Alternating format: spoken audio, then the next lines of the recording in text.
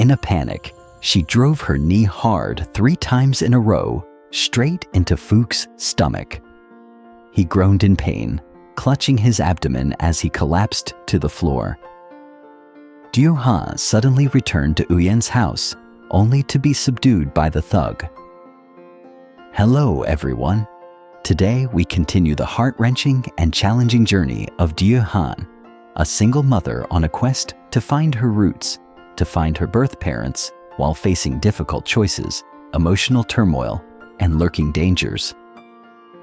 That morning, the sun had just begun to rise. Dieuhan woke earlier than usual. She sat quietly in a corner of the room, her eyes following little Tom, who was gleefully playing around the thin mattress, holding a faded plastic toy. The baby's giggles brought a brief moment of peace to her heart, but at that very moment, a wave of emptiness surged inside her.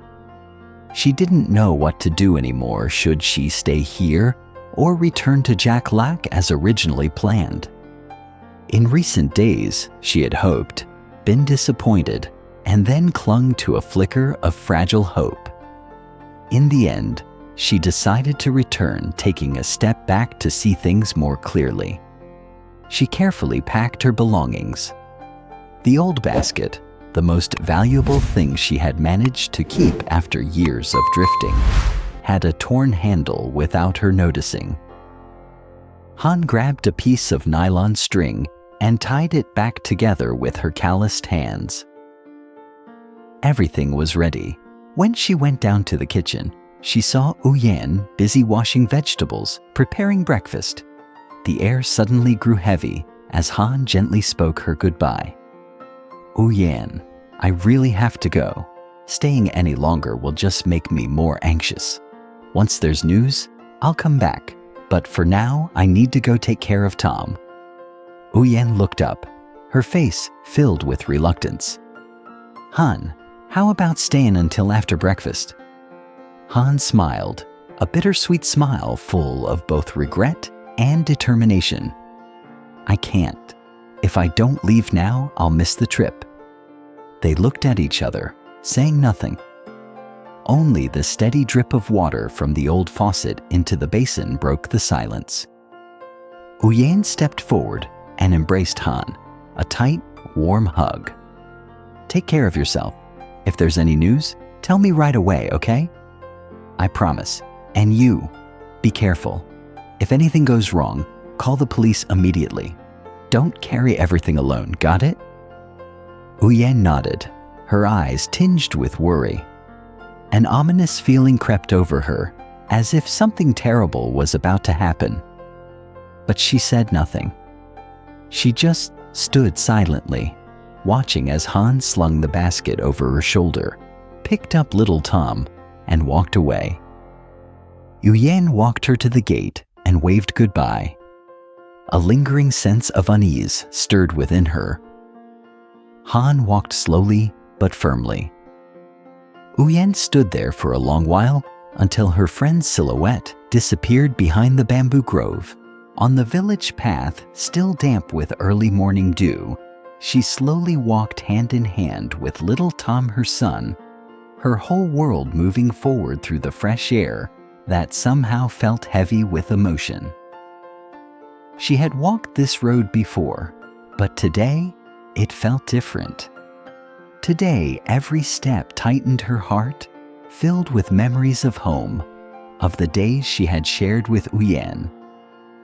Though there had been many hardships, the beautiful memories between the two of them remained vivid, like sunlight filtering through the leaves above. Han stopped when they reached an old kapok tree by the roadside. She set down the worn-out basket, pulled out a small milk box, now warmed by a mother's touch. Handing it to Tom, she gently said, "Drink this, sweetheart, then we'll keep going, okay?" Tom took it, his eyes wide and innocent, not understanding why his mother seemed so sad today. But he obediently drank the milk, then looked up at her.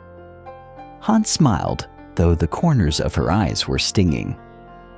She bent down, embraced Tom tightly just a little longer, as if to hold on to the comforting warmth of the present. Her voice was soft, like a breeze. "Let's go home, my love. When you're a little older, we'll go look for Grandma and Grandpa again, okay?" That sentence was like a promise she made to herself. Just as Han turned into the small alley leading to the main road, she suddenly spotted a familiar figure resting under an old banyan tree. It was the motorbike taxi driver, the same man who had once stepped in to help her and Dieuhan when they were being chased and threatened by two thugs. That moment was still vivid in her memory. Han quickly stopped, held Tom's hand tightly, and walked over. She bowed politely. "Hello, Uncle." The man looked up, surprised at first, then smiled kindly. "Oh, it's you. Out early today, where are you headed?" Han replied softly and sincerely. "I'm taking my son back to our hometown. I probably won't be coming back." Hearing this, the driver slowly nodded. Then, as if remembering something, he asked, "By the way, did you ever find your friend?" "My friend?" Han frowned slightly. "You know, the guy from before?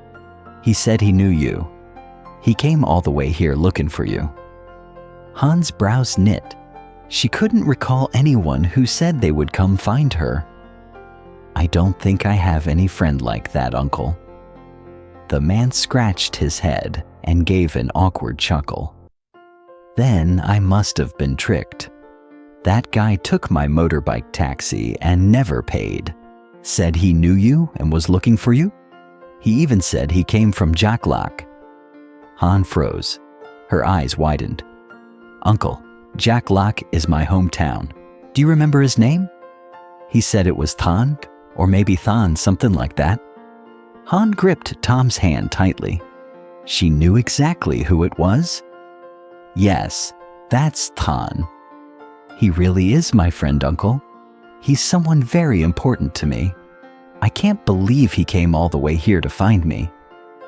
The driver sighed and shook his head. "His motorbike broke down that day, so I drove him around. He told me he'd lost his wallet. Said he got robbed on the road, then asked me to help him look for you. After a while of not finding you, he asked me to drop him off so he could wait, but then he just disappeared. I don't know where he went after that." Han lowered her head, her eyes misting with emotion. She hadn't realized that, in the midst of her turmoil, someone had been silently trying to find her. Then, as if remembering something, she opened her bag, pulled out some money, and held a few bills toward the driver. "Uncle, how much does my friend owe you? Please let me repay it." The man waved his hand. No, it's all right. Just a couple 100,000. 200 at most. I'm not taking it from you. Just tell him to pay me back if you see him." Han was deeply moved, her throat tightening with emotion. She bowed deeply. "Thank you so much, Uncle. I'll find him, I promise, and I'll make sure to repay you." Turning away, Han looked back with a teary smile. She held Tom's hand firmly and continued walking forward. A strange sense of hope suddenly rose in her heart. Perhaps fate was quietly arranging everything after all. As she walked, Han couldn't stop wondering, why was Thun looking for her now? What had driven him to take such a long journey to come all the way here? She thought of the motorbike taxi driver's story about Thun being robbed. The first raindrops began to fall, light, like a whisper. But only minutes later, the sky opened up and rain poured down in torrents. Han quickly looked for shelter. Nearby, there was a half-constructed house with no windows yet. She and Tom rushed inside. Han held Tom in her arms, sitting close to the wall, watching the storm from within. The rain hit the metal roof with loud, piercing clangs, like the turmoil in her chest. Worry, unease, confusion. The highway was still a long way ahead. She looked at her watch. It was already past 5 p.m., but the sky was darkening fast, as if night had already fallen. The rain kept growing heavier, thicker, blocking any way forward. Ahead was nothing but heavy, unrelenting rain, and no clear path. Behind was also rain, but it had begun to ease. She couldn't move on, but behind her was Uyen's house, the place that had once sheltered her, the place where everything had started, and now, perhaps, the only place she could return to. Hun hesitated for a long time. But Tom was getting cold, night was falling, and her heart needed a place to settle. At last, she stood up, held Tom tightly in her arms. That small warmth gave her strength. Without saying a word, Hun stepped out of the unfinished house and turned back toward the road that led to Uyen's home. At that very moment, not far from where Han was heading back, Uyen was being held captive inside her own house. In a rare stroke of luck, Uyen managed to pry open the back window and escape through the narrow alley behind the garden. Meanwhile, Ho Han had no idea what awaited her ahead. Carrying Tom in her arms, she hurried through the pounding rain and finally reached Uyen's old house. She called out softly, "Uyen, are you home?" No response. She stepped inside. The scene before her made her heart sink.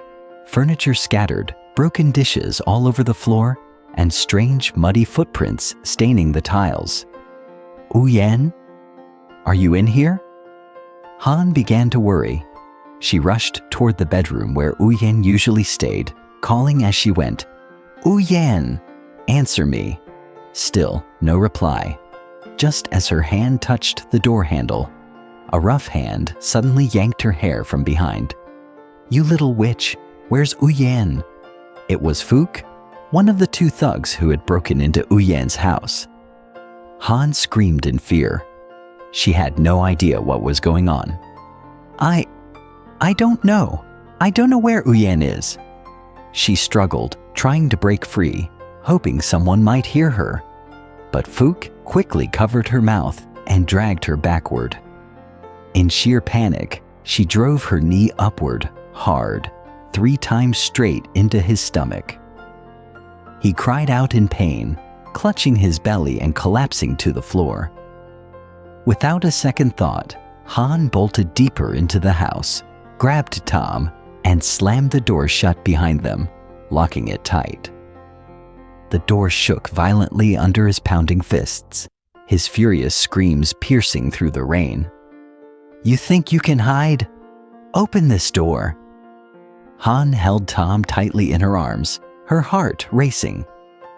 Inside the room, she clutched her son and quietly cried, amid the heavy pounding rain, the frantic rhythm of her heart, and the furious banging on the door outside.